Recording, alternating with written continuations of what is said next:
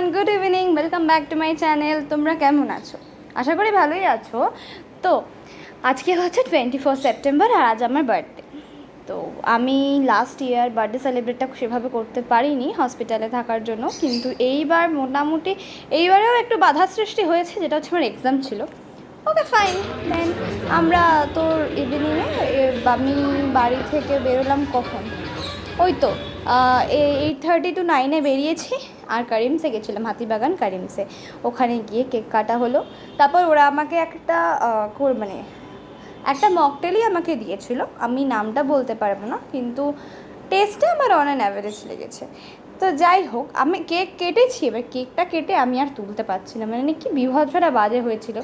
যেহেতু অনেকক্ষণ নিয়ে গেছি, এবার এসিতে গেলেও একটু টেম্পারেচারের জন্যও না কেকে আউটসাইডের একটুখানি ডিপ লেয়ার ক্রিম ছিল, তো ক্রিমটা আর কি হাতে লেগে যাচ্ছিলো আর আমি তুলতে পারছিলাম না। যাই হোক, তো কেক কাটা আমাদের অলমোস্ট ডান। আর দুপুরে লাঞ্চেও অনেক ধরনের আইটেম খেয়েছি, অলমোস্ট 18 আইটেমস। এটা আমার একটা চিন্তাধারা যে যত বছরের জন্মদিন হবে ততগুলো আইটেম খেতে হবে। যাই হোক, অনেকেরই এরকম আছে, আমি আশা করব আমার সাপোর্টে। আর তারপরে আমরা মেনুতে নিয়েছিলাম দুটো কাবাব, একটা ওরাই চয়েস করে দিয়েছিল, আর একটা তো মালাই কাবাব খেয়েছি আমরা। তার সাথে ছিল বিরিয়ানি, ভার্জিন মই তো দেখতেই পারছো, ফ্রেশ লাইম সোডা ছিল, এই যে দুটো কাবাব। তো মালাই কাবাবটা তো আমি তো খাই, আমার খুব ভালোও লাগে। তো খাওয়া দাওয়া করতে করতে আমাদের অলমোস্ট বেজে গেছিলো, কিন্তু 11:30 বেজে গেছিলো আমাদের। তো এখানে মাও খাচ্ছে, মা নিয়েছিল একটা তন্দুরি রুটি আর তার সাথে চিকেনেরই একটা কোনো রেসিপি, আমি তখন ওটা শুনিনি। আর গ্রিন স্যালাড তো সবারই থাকে। তো যাই হোক, এভাবে আমরা আমাদের ডিনার কমপ্লিট করলাম। তো আমি চকলেট ফ্লেভারের কেক নিয়েছিলাম, কারণ কিছু ছিল না আমার পছন্দ মতো।